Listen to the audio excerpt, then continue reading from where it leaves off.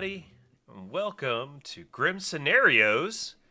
I'm your host, Milk, along with your other host, Emma, and we are back with part 2 of our tier list project, moving on with the second half of the demons. Last time we ranked the strategic ratings of the base 3 demons.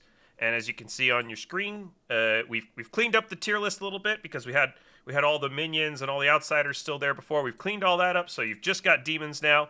We'll publish, images of the individual tier lists later when we get around to the end of it. But you've got Imp, Vortox, and Pucka in S tier, Vigor Mortis, Nodashi, and Poe in A tier. You've got Fangu and Zomboul in B tier, and Shabaloth in C tier. And nothing in D tier, and we're going to move on to the experimentals. Yeah, so we're going to jump into the experimentals. Just a few reminders before we start talking about the demons. We do currently have 2 active giveaways for tickets to Final 3Con. One is you send us an email at grimscenariospodcast@gmail.com telling us a story about a time someone was nice to you in a game of Clocktower, because we want to hear about the goodness of people's hearts. The other one is through our Discord server, discord.gg/grimscenarios. It's an art contest. It's a bit silly. You can go onto the Discord and figure out what it is. Good luck with that. Anyway, entries for both contests are due early December. I think the end of November, early December. You can look at the dates. This contest will be over. The podcast contest will be over December 6th. Yeah. All right, then. All right. So first off, we have the Hadikhia. Hadikhia. Hadikhia is a demon whose ability is each night choose 3 players, parentheses, all players learn who, close parentheses, each silently chooses to live or die, but if all live, all die.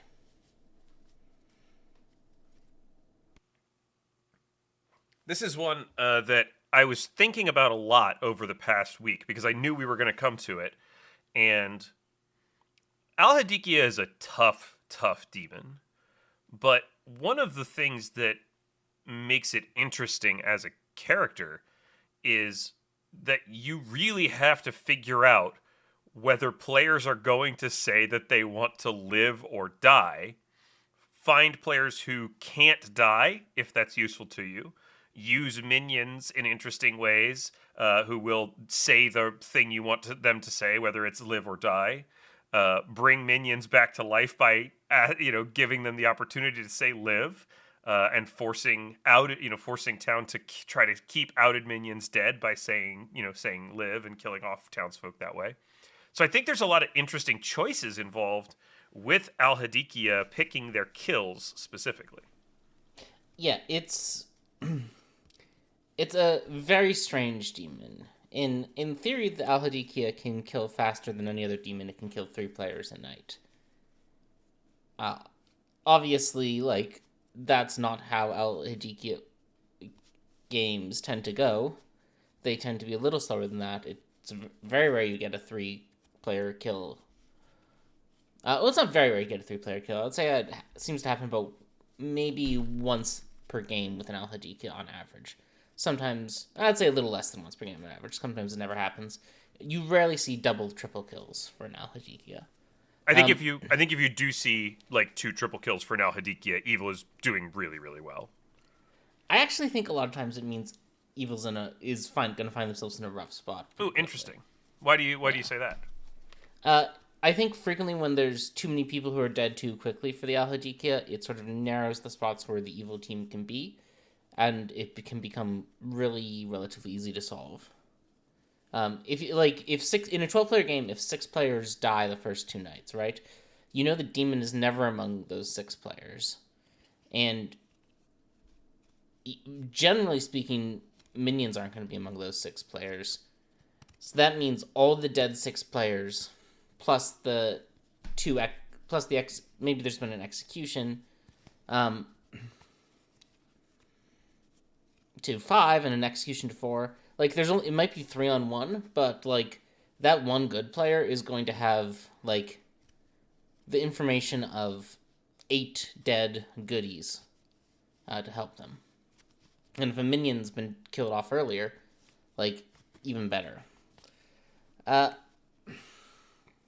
Hadikhia is really tough.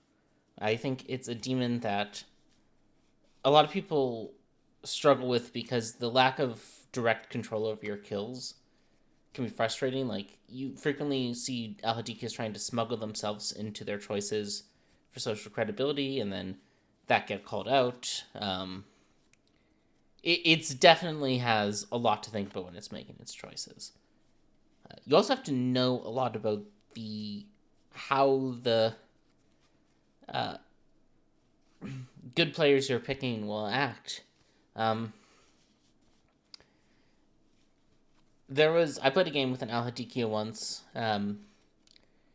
who tried to smuggle themselves into a choice in a 3-shot because they knew I had picked up the farmer token from someone they had killed the previous night, and they assumed I would die. But I chose live that night, and all 3 of us died.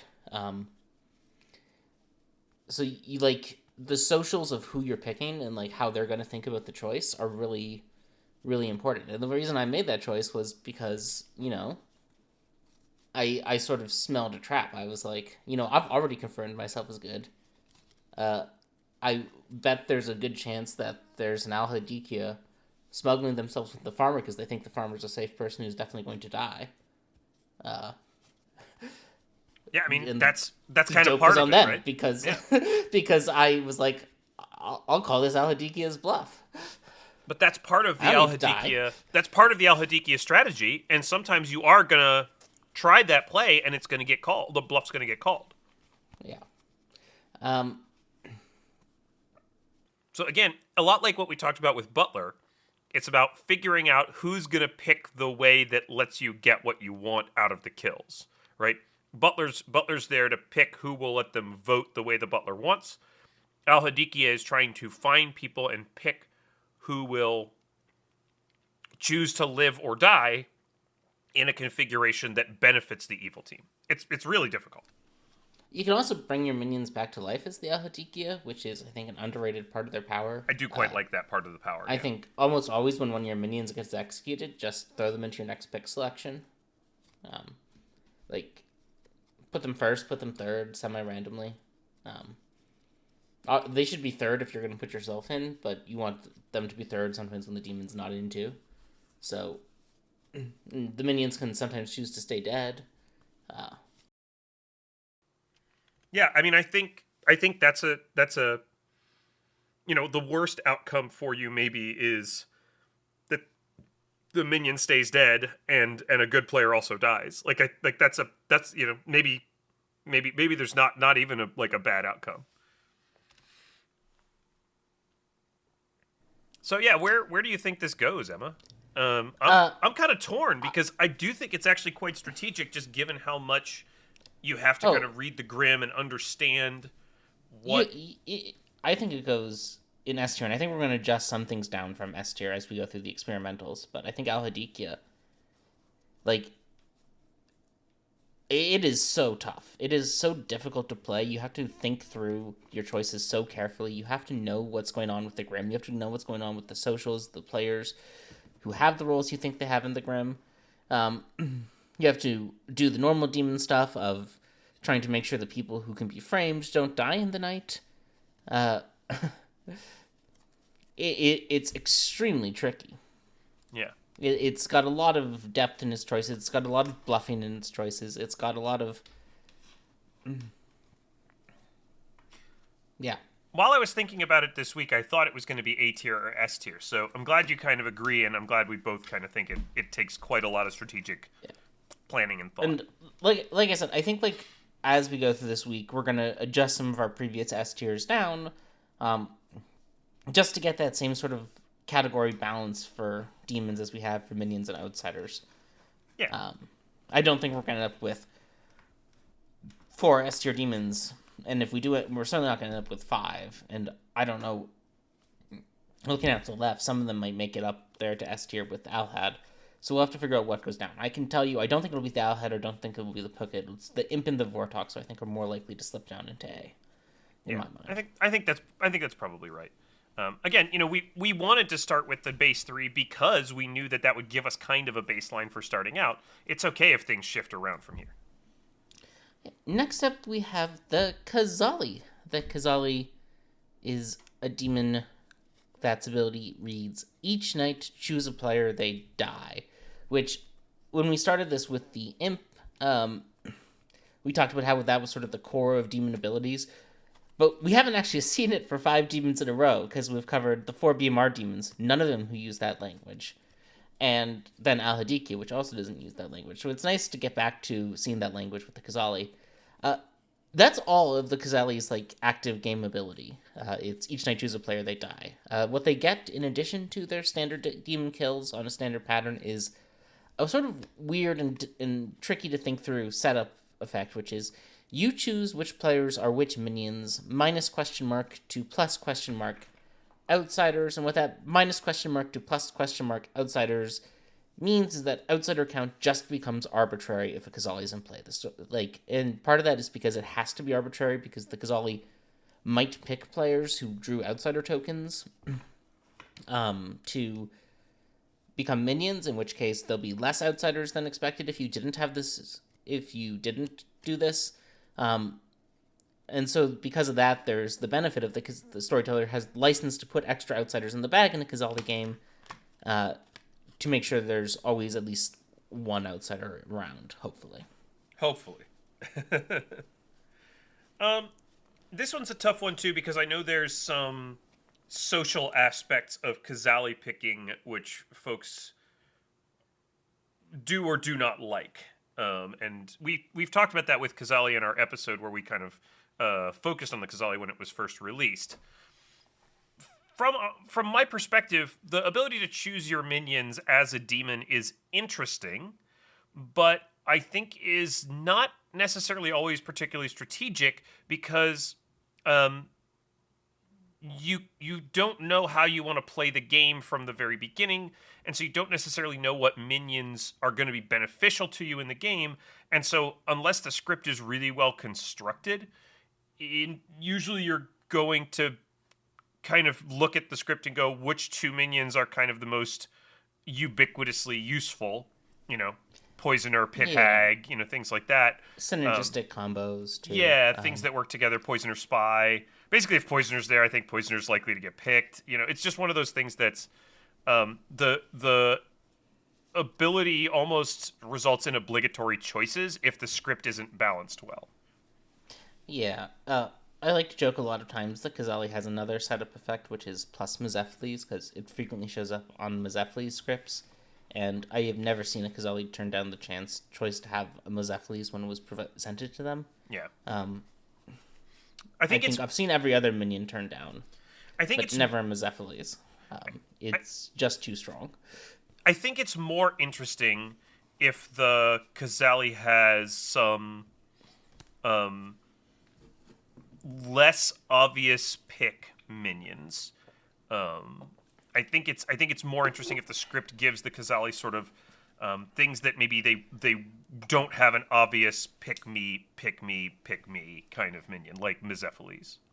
Yeah, I think the sort of strategic issue with Kazali is that whether there's any strategy at all to its choices, unique strategy rather than just the normal kill stuff, is so dependent on what else is on the script. If there's certain townsfolk on the script, where you put your minions can be really powerful. Think like a clockmaker. If you're a Kazali on a clockmaker script, you get to pick the clockmaker number from the start. You know what the clock number will be if the clockmaker's in play.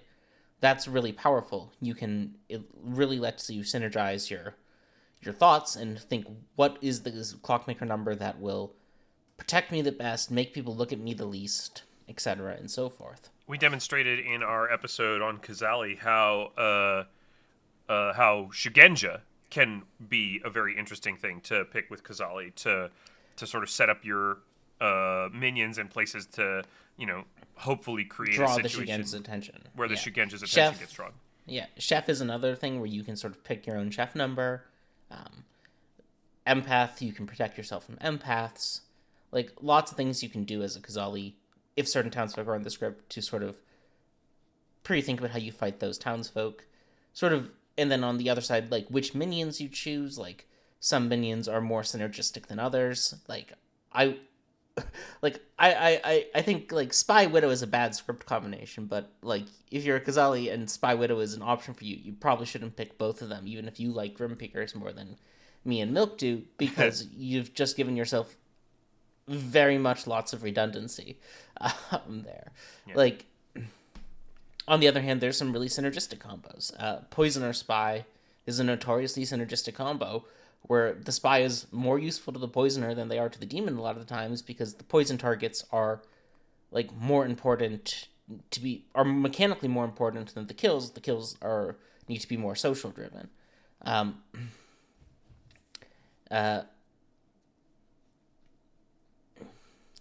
So there's a lot of pushes and flows potentially there, and there's also some like social group strategy, which can be where it gets gross. Like, I would recommend sort of trying to put, like, in the back of your mind questions of, like, how good do you think this person is at Clocktower, and think of your Kazali choices more on how much fun will this person have if I make them this minion.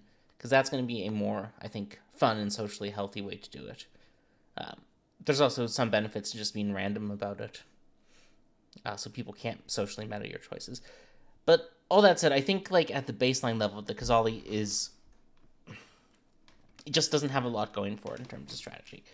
If it has a perfectly designed script for it, where it has to think about these things like Shugenja and Clockmaker and Chef, or which minion combos work together well, which minion combos don't work together well,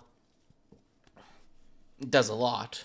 I think a core problem for me with Kazali is something like this. If the Kazali is on a script and Pit Hag is also on the script, the Kazali will always pick the Pit Hag because it means they can defer the choice of what minions they made to later. And I personally wouldn't pick a Pit Hag because I would be worried the Pit Hag would go rogue and change the demon type unnecessarily, which is something Pit Hags do a lot and is almost always a detriment to their team. They're just taking away a kill for no good reason. Sure, but from the perspective of the Kazali, which has used its ability, if you're on a script that has Kazali and Imp, making a Pit Hag that then turns you into an Imp rather than a Kazali, you know, there's a lot of people are going to make that, or a lot of people are going to do that without kind of thinking about it because it just seems like an obvious choice. Yeah. Is what I'm saying. Yeah. So I don't think there's a ton of strategy. I agree, it seems like an obvious choice. Yeah, I don't think there's a ton of strategy. And a lot of people are going to do it. I'm going to say, you said I think you think everyone would pick Pit Hag. I wouldn't Pit Hag to prevent the Pit Hag from doing that to me. Unless I knew the Pit Hag was, like me, like, much more thoughtful about the importance of not losing kills for unnecessary demon changes. Yeah. I think ultimately I'm going to want to put Kazali in, like, it really is about as close to a vanilla demon in my mind as you can kind of have. And so from my perspective, I think I want to put it in, like, C tier. It's the first demon I would consider putting in D tier, but I'm hesitant to put any demon in D tier because I do think, like, given the right script and you know, seeing what's kind of available for the Kazali to choose, and maybe in the future with other releases it may be even more interesting. I just think Kazali goes in C tier. It just doesn't have that much. There's just not that much thinking to do. You think on night one, and then you're just playing a blank demon token. I think that's right. I was going to say B, but I think C is also reasonable, so I'll defer to you. I just think that the pregame... It just doesn't have much. Like, the choices are so, like I was saying, incredibly script dependent. Yeah, they're very script dependent, and yeah, there's just not a lot. All right. Next up, we have the Lleech. The Leech's ability is, of course, each night choose a player, they die. So nice to have that back. We'll see how long that lasts.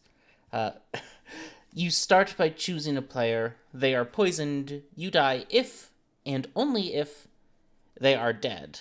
And just so, like, the getting the exact wording of the Lleech right was a bit of a challenge for TPI. There was a version when it was originally released that was out there for several years that they knew was just the wrong wording, and they spent a long time trying to find the right wording for Lleech. So just like the whole theory of Lleech is they pick a player and their life is tethered to that player. And they die only if that player dies. Other than that, and the player they tether to also gets the fun bonus of being poisoned, which means they get wrong info generally. Milk, what are your sort of thoughts on the Lleech here? I think the way that the Lleech works is interesting. I think a lot of scriptwriters try to hide Lleech and give the Lleech sort of an excuse for not dying. And I think in general, rather than playing Lleech in that way of like, oh, I'm the sailor, oh, I'm the fool. Fool's a better bluff for Lleech than sailor, but I don't like them on the same script anyway. My feeling about Lleech is you should generally play it like you are a minion trying not to die, and then your Lleech host is the demon that you're protecting. And if you think about it in that way, I think Lleech is kind of interesting because you've been given a puzzle where you don't want it to be revealed that you're the Lleech. You don't want it to be outed that you're the Lleech. So you're going to try to not get killed. And then you've got this other person that you've also got to keep alive. Another sort of piece of this, of like, who do you choose for your... So you're making a blind choice of who you pick. So a lot of times people will pick Lleech hosts based on socials or their knowledge of other players or who they think can survive for a while or who they think is going to fight to live. I actually have come around to the idea that it might even be best for the evil team in many circumstances to just pick a minion and Lleech host a minion.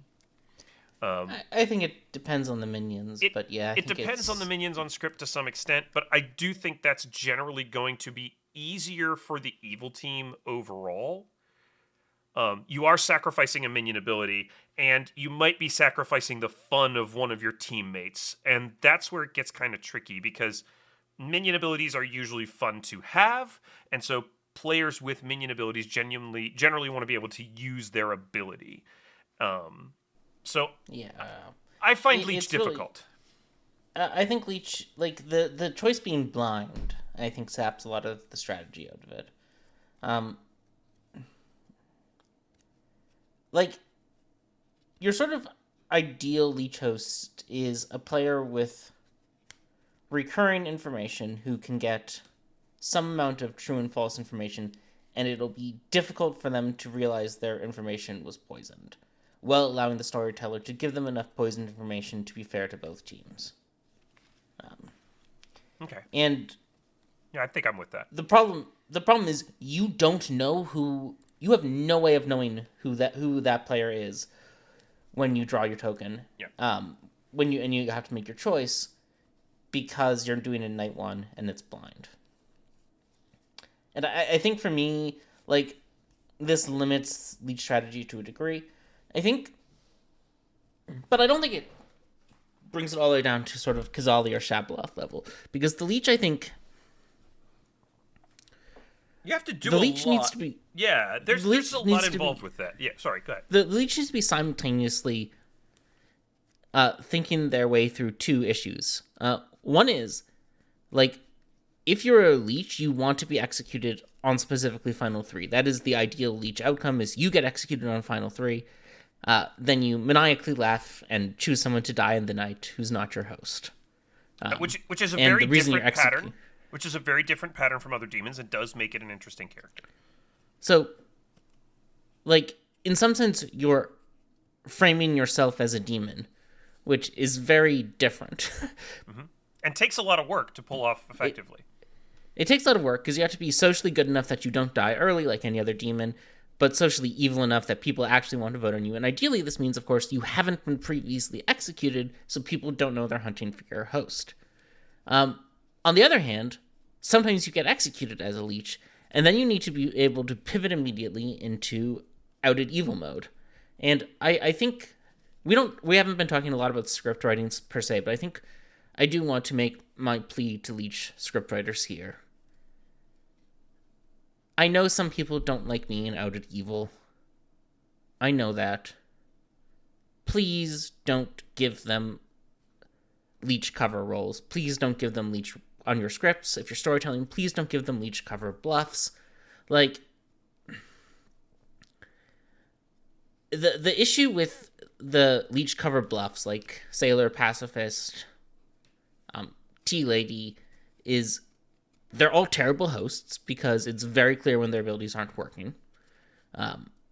A. B. Like,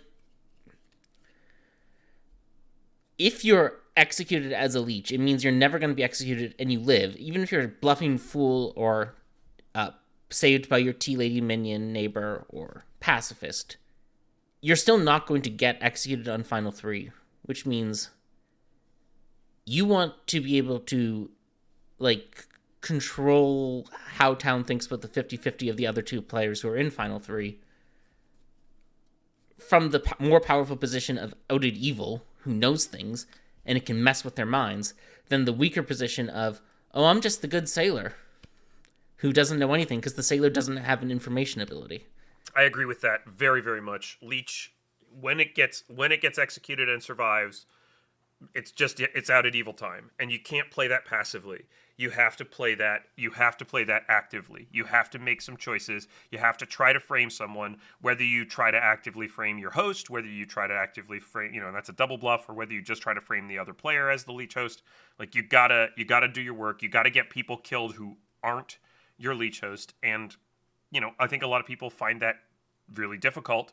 And I know that there's as Emma said, some players don't like having to be Outed Evil or don't like switching to Outed Evil. That's just the nature of Lleech. The Lleech requires. I'm not saying like you're a bad person if you avoid Outed Evil as the Lleech. Like, if you don't like it, do what makes you is fun for you, and like look for Lleech scripts that have those cover roles, like to help you. Like, that's fine. I am saying that the Lleech wants to be Outed Evil if it gets executed. Your first goal is not to be executed till Final 3, but if you get executed, you want to be Outed Evil. You want to approach this from the position of, yeah, I am going to choose who dies in the night. What you going to do about it? Yep. Like, I've had some very successful Lleech games where I was discovered as the Lleech early because we had the information or whatnot, and I've just said, hey, this is who I'm killing tonight, so you don't need to bother executing them. And I haven't really had to lie about it. Yeah. I've just gotten away with, saying who I was going to kill and getting my host to Final 3 and getting them to execute the wrong person. I love going and messing with fortune tellers and flower girls when I'm the Lleech. Like, just, hey, guess what? You're not going to get useful information today. Oh, yeah, go ahead and pick some people. Find your red herring. I'm the demon. So I don't think this is as low as Shabra Kazali, like I was saying. I do think it goes in the B tier with Zombul and Fengu. Yeah. I think Lleech, like, I wish there was some way to make the choice of host not blind. That was interesting. I don't think there is. I think Lleech. I actually do think there's. I think there's like an example of it, which is I do think Lleech is quite interesting with Summoner, where the evil team brings the Lleech into the game later and has information about, and the player at least has information about some of what's going on in the town. Yeah, but if you're the summoner and you can make a Lleech, aren't you always just summoning yourself into the Lleech and hosting your other minion? Probably, but maybe you do other things. I mean, I don't know, but that is the way that you get like a Lleech that knows more information about who they're putting their thing on. They can't get a TPK, right? They can't get down to 3 evils if they only have 2 evils on the Grim. So they're somewhat incentivized actually to like bring a Lleech into play and, I don't know, somehow get the summoner picked, but I don't know how you do that, but there's ways you could go about trying to do that. But you make a deal. You make a deal with the player, yeah. Yeah, and hope they stick up for it. Anyway, we're going to move on, I think, to Legion. Legion is one of the weirder demons out there. Each night, a player might die. Notice that's in the passive voice, and it's optional. executions fail if only evil voted. You register as a minion too. Set up square brackets, most players are Legion. So the way Legion is supposed to work is you take your normal good evil numbers, you flip them on their heads. So in a 12-player game, instead of having 9 good players and 3 evil players, you have 9 evil players and 3 good players. All 9 of those evil players are Legion, and you just go from there. The way Legion doesn't just overwhelm good with their superior numbers is the restriction is that a good player always has to be part of the vote to execute anyone, but notably, Legion also has to be part of the vote to execute anyone because they have the majority of numbers, and if only good votes, the execution will fail for lack of votes. If only evil votes, the execution will fail for lack of good players. I think Legion has, I think, sort of 2 issues that are important to think about first. First is that there's sort of like 2 major approaches to Legion. One is the one that is, I think, both more fun and better if you can pull it off, which is to successfully hide that it's a Legion game from the small number of good players for the entire game by bluffing minion abilities, bluffing in-play demons, doing the whole shebang, getting to final 3 with your one most trusted Legion and your 2 good players, and none of the 3 good players have realized it's a Legion game. I think that is sort of the most fun and, like, if pulled off, best way to play Legion.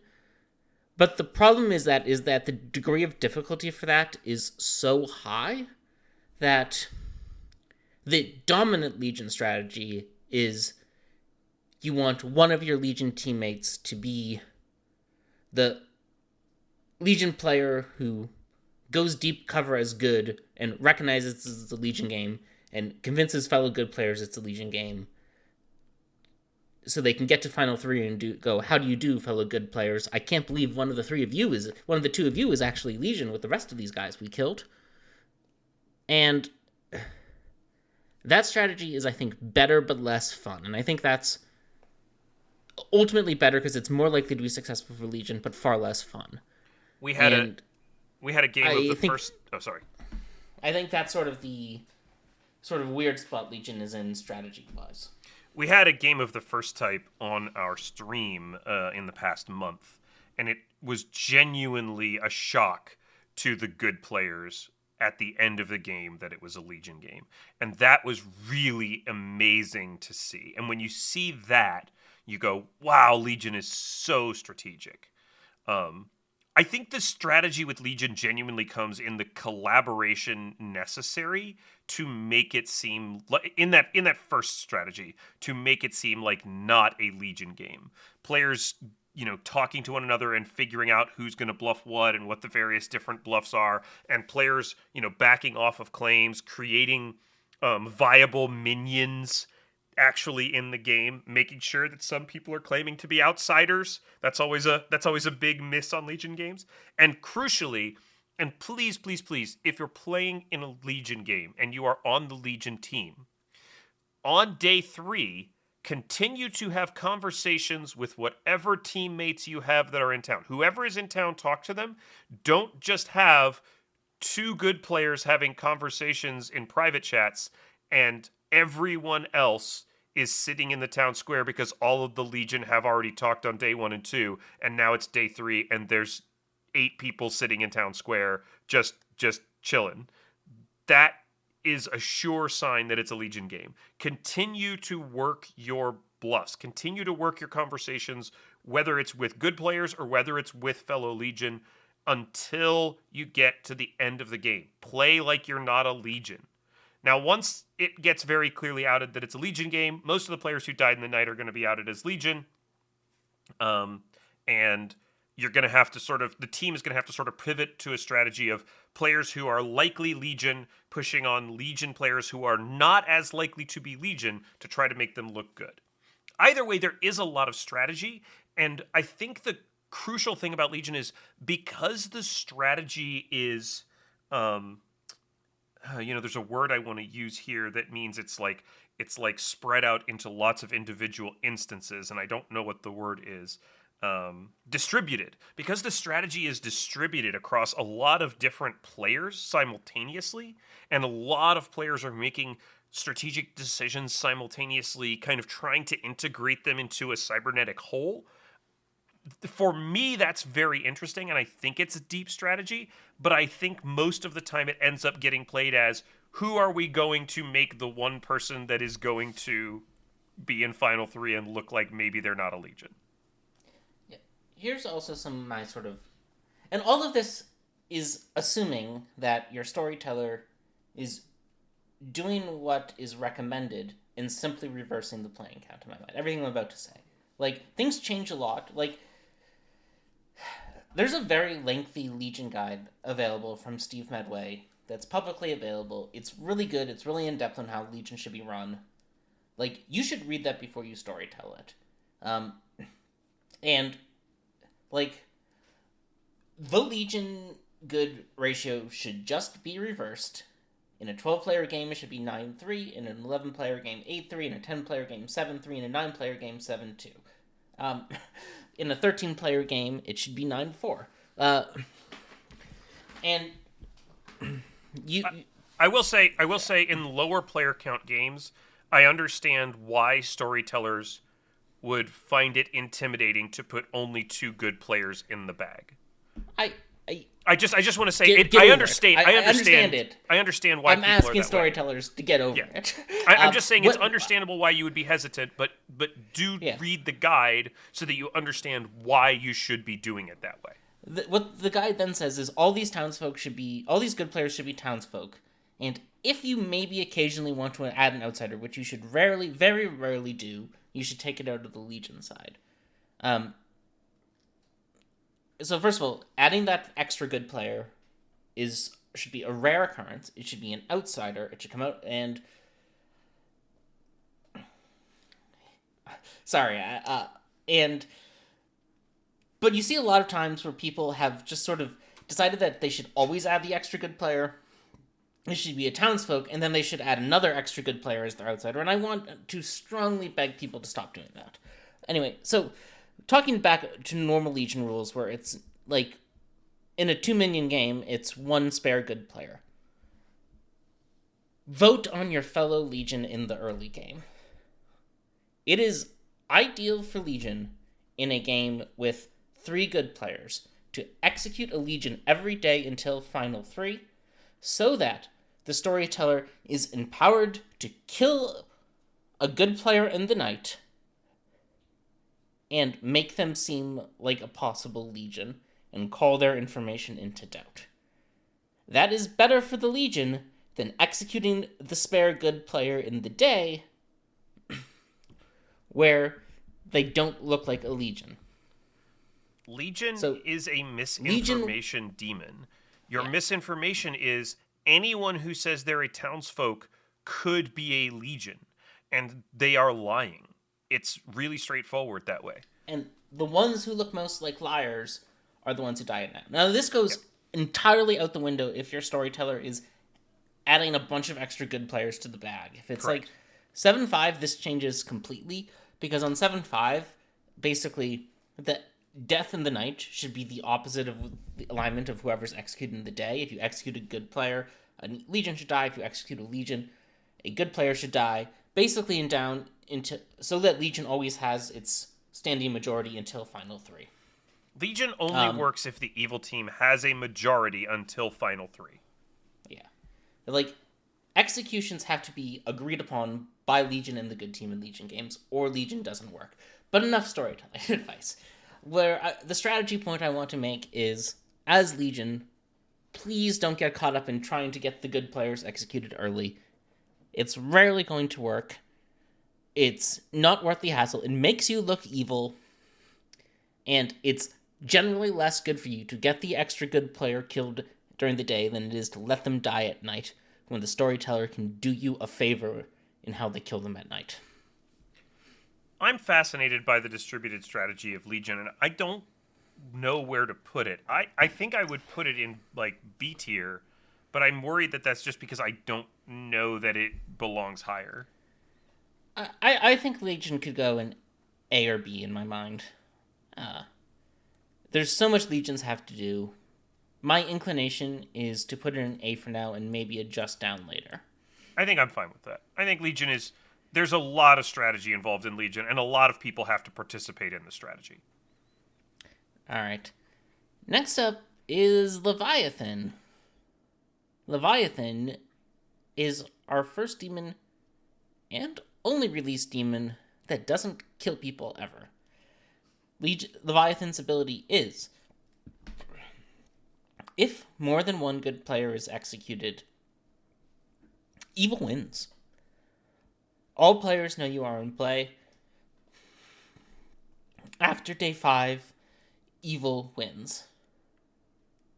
So what does this mean, Milk? It means that Leviathan, instead of winning by eliminating good players, wins by having the timer run out, basically. It takes away one of the most basic tools that Blood on the Clocktower players on the good team learn to use when they're first playing Trouble Brewing, which is that by process of elimination, by killing people who might be the demon, you can find the demon. Leviathan takes away the entire process of elimination. You don't know who the evil team wants to kill, and the good team has to be very careful in who they kill, because if they kill 2 good players, the game ends. That's a fascinating puzzle change, and I do really think Leviathan as a puzzle is very interesting. The Leviathan themselves, because we take away the choice of who you're killing, is now playing largely the same bluffing game that all other demons have to play. It doesn't have the kill once per night ability that's ubiquitous to demons, and it just does the thing that all demons do, which is try not to look like the demon. Whether you're trying to look like a minion, trying to look like a townsfolk or an outsider, it's just bluffing being not the demon. Yeah, it's an entirely passive demon. I think it's a super interesting demon. I really enjoy Leviathan games. Me too. The Leviathan's ability, I don't think, really affects much but how the Leviathan needs to play, because it's, you know, you want to frame good players, you want to frame your minions, you want to not be executed on the final day. That's true for all demons. So I think for me, Leviathan has to go down in C tier just because it's not making any of the choices. I agree 100%. It's like the non-killing half of all demons. Yeah. Like, the special abilities are fascinating, like, it creates interesting games, but much more so than other demons, like, you and your minions are just working the socials, much more than you are making active strategic choices. So it's got the sort of generic evil character stuff going on. Yep. I think we can move on. I love a Leviathan game. I really enjoy playing in Leviathan games. But the Leviathan themselves, and even when you pull the Leviathan token, I think you can feel that lack of agency. I think you can genuinely feel like, yep, I'm not really doing a whole lot. Next up is, of course, the Lil Monsta. Each night, minions choose who babysit Lil Monsta, and, parentheses, is the demon. Each night, a player might die, square brackets, +1 minion. So that means, essentially, there's an extra minion in play. There's no player who has the demon token. And every night, all minions make a collective decision on who will be the demon for the night and day that follows. The storyteller chooses who dies, and just like any other minions, these minions do not wake up and receive bluffs. They're going to be mad at me for what I'm about to say. I think Lil Monsta makes 0 strategic decisions. The only strategy involved in a Lil Monsta game beyond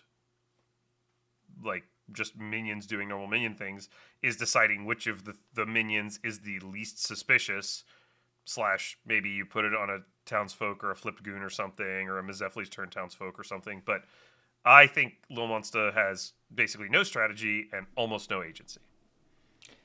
I think, like, it does have the strategy of choosing who the demon is and moving the demon around and, like, figuring out who's a good early game demon and who's a good late game demon. It does have all that. Sure. But aren't you just picking the, like early in the game, you're not sure who's going to be the most or least suspicious, and late in the game, you're just putting it on the least suspicious person, probably. Yeah, probably. But, well, you're not necessarily putting on the least suspicious person, because most storytellers are going to try to resolve a Lil Monsta game to one evil player and 2 good players alive in Final 3. So, you don't necessarily want it on the least suspicious person. You want it on the person least likely to be seen as the demon, which is a slightly different thing. Sure. I'll buy that. But it's still kind of this, as long as all the minions know that, it's still kind of the same, like, decision-making process. You're putting it on the person you don't think town is going to kill each day. Exactly.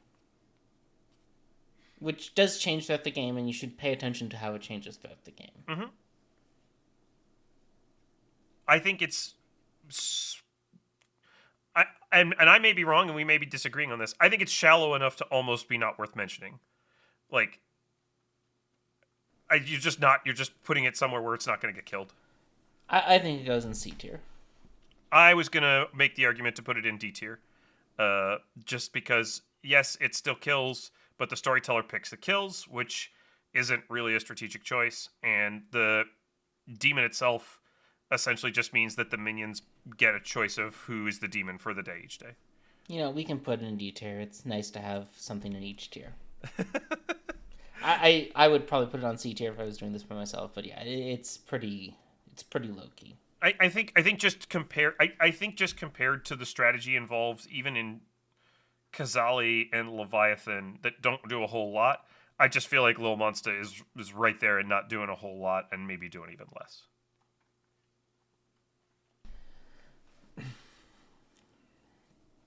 All right, so we'll move on to Lord of Typhon. Each night, choose a player, they die. Back to our standard demon language. Then, much like Kazali, what comes next is just a setup effect. The Lord of Typhon's only ability is the setup effect. And boy, is the setup effect for Lord of Typhon a doozy. Evil characters are in a line, you are in the middle, +1 minion, minus ? To +? Outsiders. That's a whole lot of words. What it means is, in a Lord of Typhon game, there's always one extra evil player. So that's really strong. But if it's identified as a Lord of Typhon game, and you find one evil player, you've found them all, because they're all in a row. Much like Kazali, outsider count has to be arbitrary, because only the Lord of Typhon is dealt out in the bag. The rest of the characters are...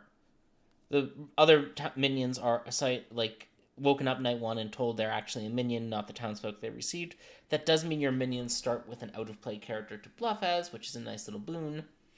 It's a value we didn't talk about in Kazali, right? That's something we didn't mention. It's not really part of the strategy. It just means that you've got bluffs that are you've got floating bluffs that aren't being necessarily taken by someone. I think Lord of Typhon has a very interesting choice to make, which is, does the Lord of Typhon want to sort of risk their little line, really looking like a Lord of Typhon line, with a bunch of evil players in a row, and rely on superior numbers to push through to the end game? Or does the Lord of Typhon want to sort of break up the line by killing into the line at night to look less like a Lord of Typhon line? I agree that that's an inherent part of the strategy, yeah. And I think when Lord of Typhon is our newest demon, and I think when it came out, everyone always expected it to be in play, and Lord of Typhons made the choice to kill into the line a lot, and it backfired on them a lot because people were looking for the Lord of Typhon lines to have people who died in the night. I think, like, as the Lord of Typhon meta has settled a bit and Lord of Typhon isn't in, like, every game you play, I think killing into your line is generally going to be the better choice. Is kill off your extra evil in the night at some point relatively early, or kill it off like when it's going to be least expected. Like if you think there's an oracle out there, kill it off. Kill the player in the line off after a suspicious good player is executed. You just want to sort of break up your line a little bit, make yourself look less like a Lord of Typhon line. And thinking about how you can do that by killing at the right time to mess with information rolls, thinking about, which of your minions might be the one that looks the most trusted, kind of being aware of what the town is thinking. I do think that's an interesting strategy. And knowing when you can just try to bull your way through, with to get to a final 3 with 3 living minions, or to get to a final 4 with 4 living minions, and being willing to kind of try those different strategies.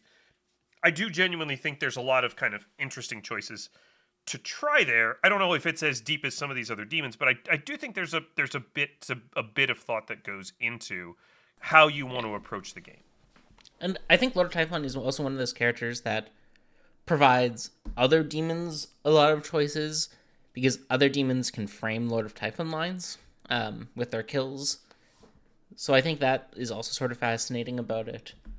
I think Lord of Typhon has a lot going for it. I agree. In my mind, it goes up in A, and we may shake things around again, but I think it's doing a lot more than a lot of the other demons we've discussed. Just the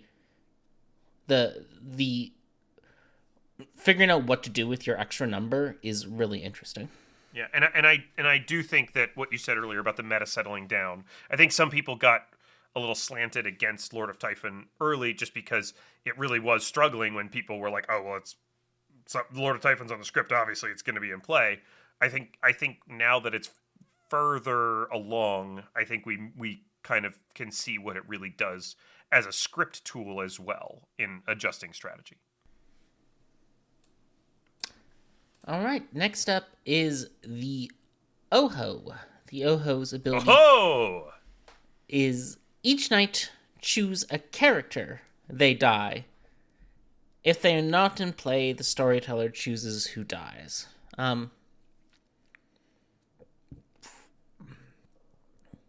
The Oho is, I think, one of the hardest demons to play. And that's because I've taken the position publicly, and I'll take it again here.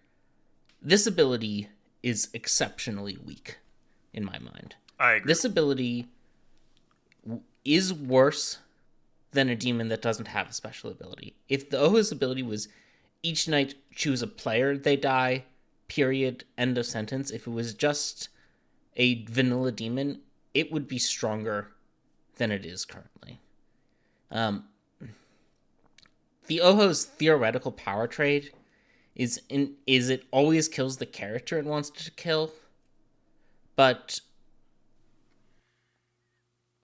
well, the cost is that you can't. The cost is that you're not killing on socials. You're killing on mechanical abilities. It's you kill the suspicious fortune teller who your poisoner had also found and was poisoning. Great.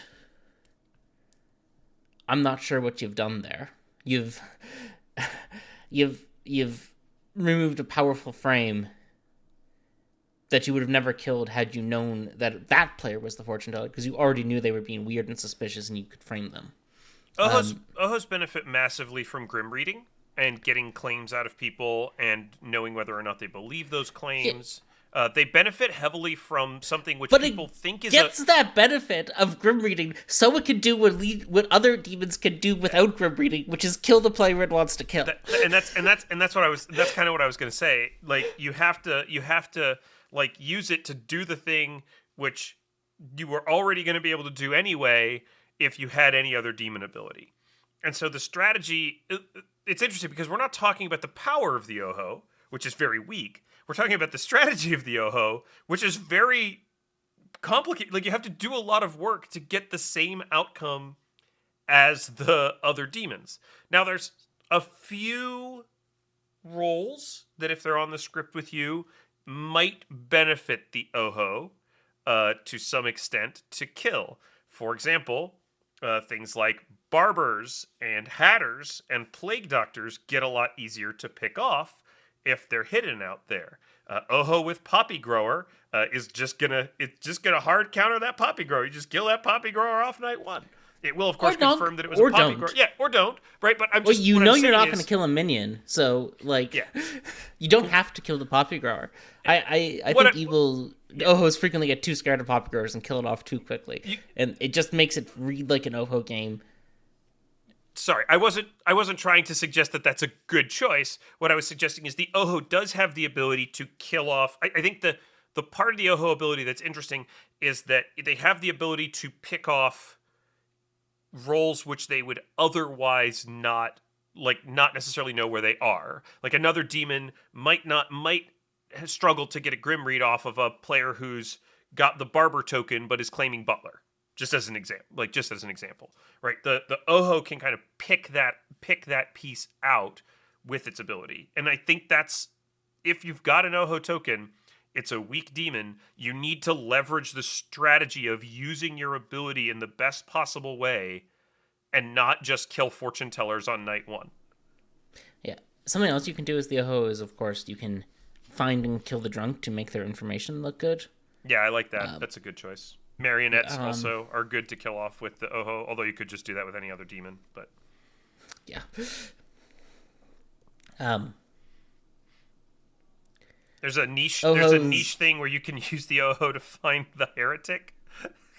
Or at least find someone you think might be the heretic. But I don't know if that's much fun, you know? And there's problems with that because, if you have, a competent storyteller, to confirm someone is a character as an Oho, you have to pick the same character twice and confirm that no one dies the second night. But the storyteller can also choose not to kill anyone if the character's out of play.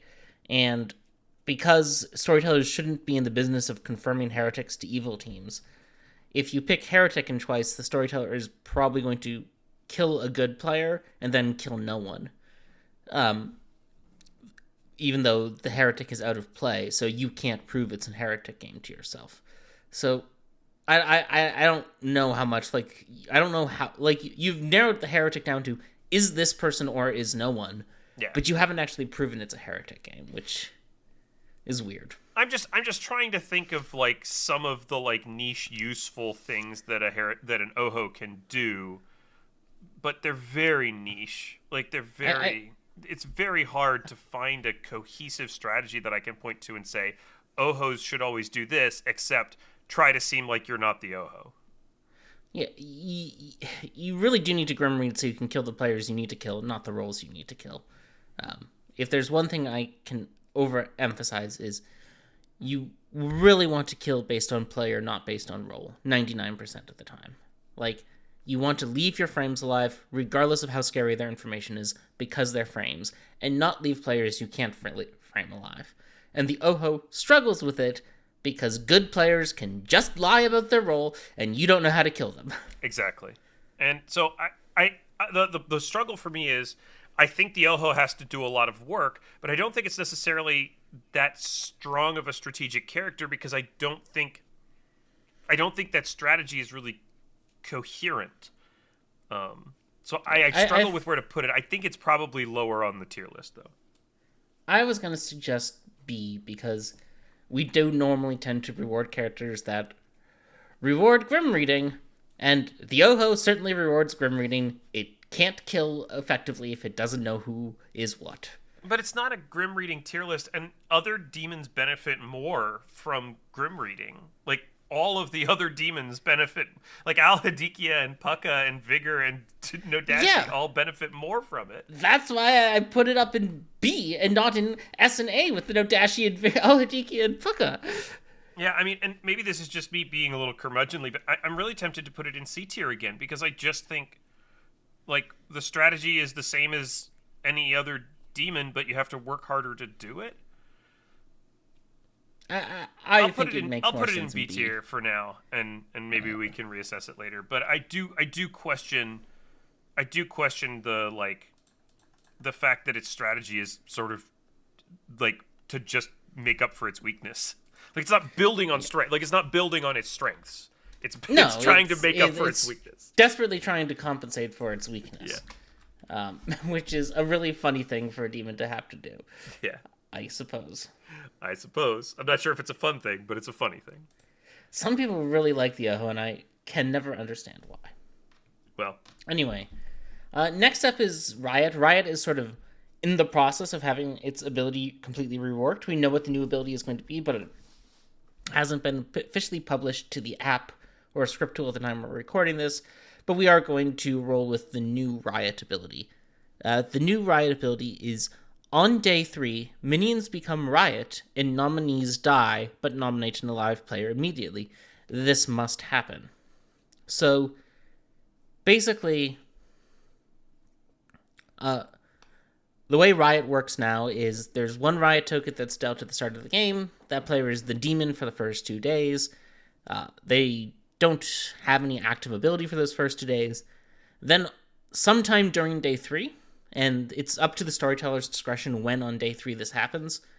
You can imagine, if Riot is on a script with Widow, it makes sense to leave the Widow poison in place until nominations start, and then make the Widow a Riot. You can imagine for other characters like Saranovis, you don't want a Saranovis execution preventing the Riot, because bad things happen, so it makes sense to immediately turn the Saranovis into a Riot, so you're not even tempted to consider it. Yeah. But once nominations start on day 3 of the Riot game, they do not stop until a team has won, is basically what's going to happen, which is the nominations just continue. The players die until only 2 players are left standing, and if there's a single Riot among those 2 players, evil wins. If there's not a Riot among those 2 players, good wins. I'm in the same boat I was in with Leviathan here, which is I feel like the strategy with Riot is largely try not to look like the Riot. Yeah. I think there's I think you mean Legion, not Leviathan. Actually, I meant Leviathan. Like, Leviathan's strategy, as we said, was basically just try not to look like the demon, try to frame minions and townsfolk. I think Riot just wants to not look like the demon, but it's okay because you've got 2 failsafes. Yeah, I think it's a little different because sometimes in a Riot game you're gonna need a Riot who has the read that here's a confirmed good player who needs to fucking die. Sure. And you can need to be the Riot who kills them and outs evil to do so.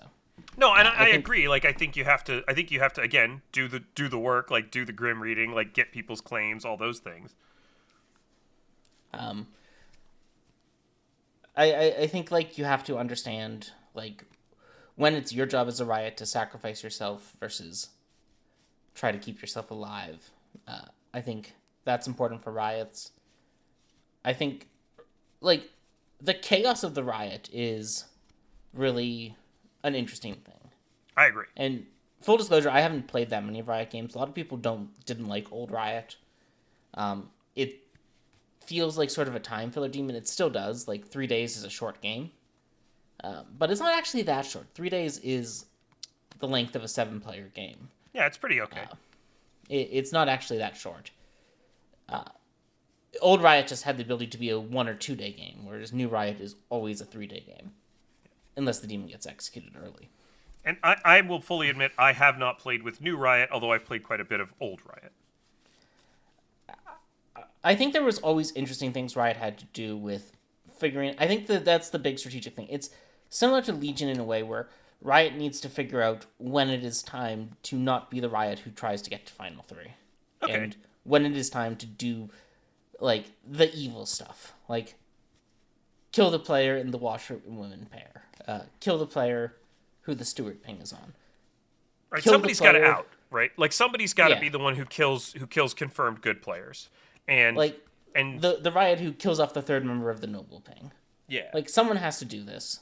And sometimes you need... Like, Riot is rewarded for knowing when it's their time to do the evil stuff. I mean, inclined to think it kind of fits in B tier again. I was going to argue for B. I think it has more agency than what we have done in C. Yeah. It's more interesting than what we have done in C in terms of strategy. Yeah, I think that's right. You know, again, it's not doing a whole lot but grim reading, and paying attention to socials, I guess, to some extent. But I guess you do have to, on final day, you do have to be a little bit coordinated by final day. You do have to know which minion is the most likely to make it to, or which of the 3 evil players. You have to be active. You have to be an active you have to keep doing stuff in the nomination strategy. Yeah. And so because of that, like, the only way to win is to be active in the nomination strategy. So, the downside, I guess, of Riot is sometimes you just get randomly all the Riots get killed. Yeah. It's not a particularly strong demon. At least the old version was notoriously the weakest demon in the game. I think the new version is probably also pretty weak, but I think it's a little bit stronger. Yeah. I don't know if it goes in B or C. It feels like that's the right zone for it to be high C, low B. All right. Our final released demon is the Yaggababble. The Yaggababble's ability is... You start knowing a secret phrase. For each time you said it publicly today, a player might die. It's another demon where the storyteller is going to be choosing who is going to die in the night. And the demon has to sort of hope that, and not just hope, you can talk to your storyteller and say, hey, I think this player is this, I want to kill them. But for better or worse, you have to try to hope that the storyteller is going to kind of read the table the same way you are. Knowing how much you can get away with your word, and having a word that is challenging enough to get away with, but not so obvious that the whole town is gonna jump on you, as the Yaggababble is interesting and tricky. Phrase, not word. Yeah, phrase. Sorry, but having minions who are bluffing things that can help cover for your phrase again is,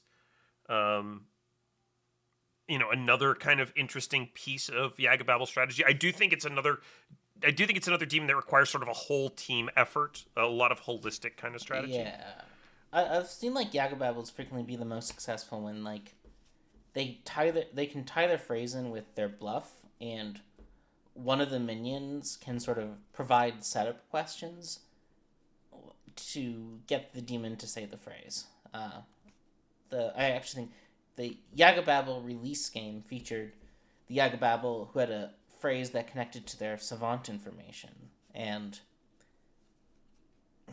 they had a minion who was surreptitiously asking about the savant information in town square, and the Yaggababble then was saying their savant information related phrase mixed into their responses to the question. Yeah, that's quite good.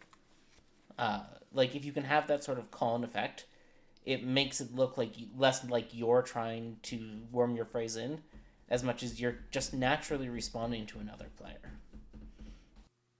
I think that's very helpful, and I think working together as a team to make space for the phrase to be said is a big part of Yaggababble being an interesting and strategic demon. That said, it's going to depend on the phrase that you get from the storyteller, and how you're able to fit that into conversation.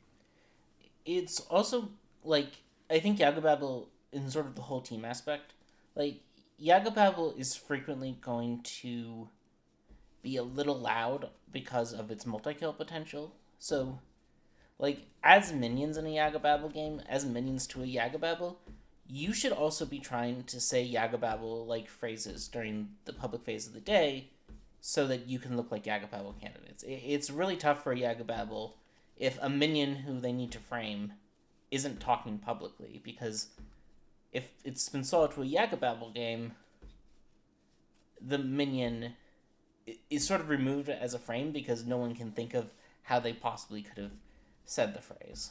It's a demon that's very much not everyone's cup of tea. Though some people find it really fun and some people would just rather not play with it. And, fair play to both sides of that question. Mm-hmm.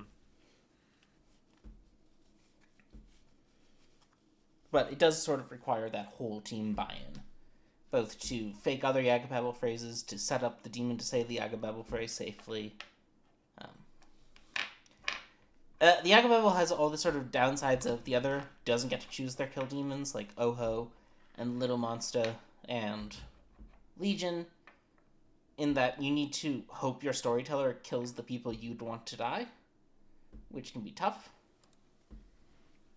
Yeah, I think lacking the kill agency, I think we've kind of created a pattern here to some extent that when demons lack the kill agency but still have all the social agency and some interesting, social interactions and interesting town interactions and interesting minion, things to do with their minions, interesting plays to set up with their minions. I think they do seem to tend to end up on the lower half of the tier list.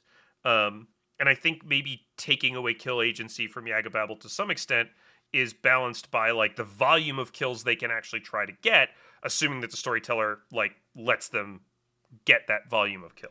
Yeah, if your Yaggababble is chewing scenery and saying their phrase 5 or 6 times on day 1, and the good team isn't picking up on it, don't as the storyteller only kill one player because you want to have a nice long cozy game. Respect your Yaggababble's choice to take the risk and reward them with the biscuit. Yeah, give them 3 kills. If they get the word out there, 5 kills. Yeah, give them 5 kills. I've been open with players in our stream and in games that I run. If a Yaggababble says the phrase publicly 10 times and does not get executed by the town, if you get away with that, probably kill the town for you, and we'll just re-rack the game. The balance of how bold you want to be with saying your phrase to get more kills, because the faster the game goes, the better for you, versus how cautious you want to be to make yourself less traceable as a Yaggababble, is, I think, a strategically interesting one. I agree. I am inclined to put Yaggababble in either A or B tier. I don't super have a strong feeling about which. No. I was going to suggest B tier, and the reason for that is just the lack of kill agency. Okay. But I do think it goes in B tier, and I think it fits quite well there. So let's sort of look at our demons cohesively. We ended up with 4 demons in S tier: Hadikhia, Imp, Vortox, Puka.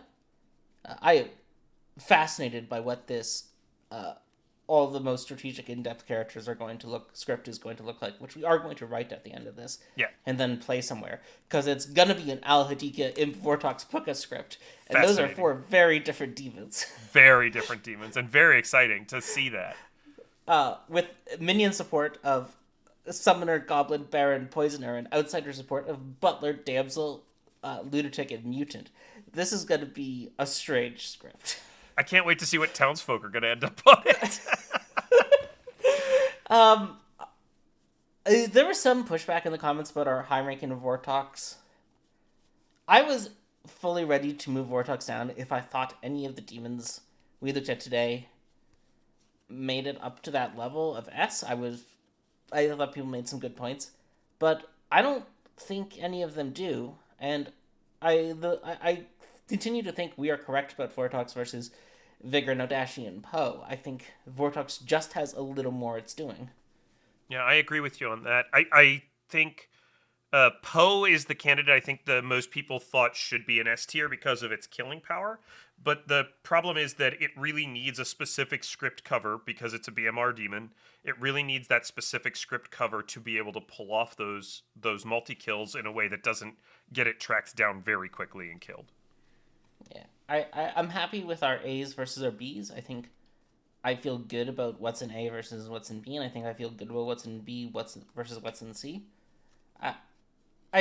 I think I'd probably put Little Monsta in C over D. I'm happy to but bring Lil Monsta. I'm happy to bring Lil Monsta up to C tier. I've done that now. We've moved Lil Monsta No, up we to can leave C it in tier. D. I think it's nice that we have something down in D tier. I question whether a demon can really be D tier strategically, and I do take your point of Lil Monsta like choosing where the demon sits each day.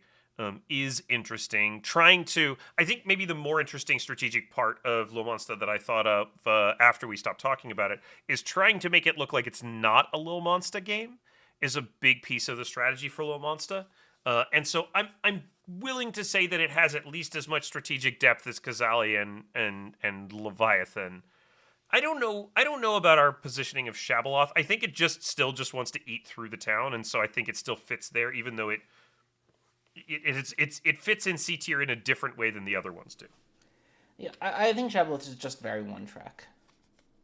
It's similar, actually, I think, to Leviathan, and that's sort of weird in that they're not like you wouldn't look at their two abilities and say these are pretty similar, but they are similar in that they're extremely one track.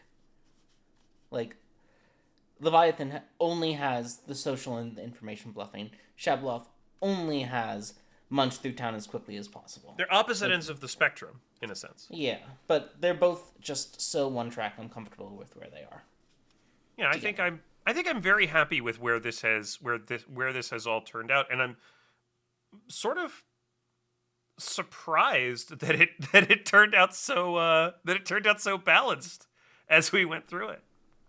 Yeah, man, townsfolk's gonna be a endeavor. Townsfolk's gonna be a bitch. This is gonna be 68 townsfolk. Hopefully they don't release another townsfolk while we're in the process of doing it. It'll be fine if they do. Yeah, I'm sure nobody will mind if we have to horn one in there at the end. There's just to understand, viewers. There's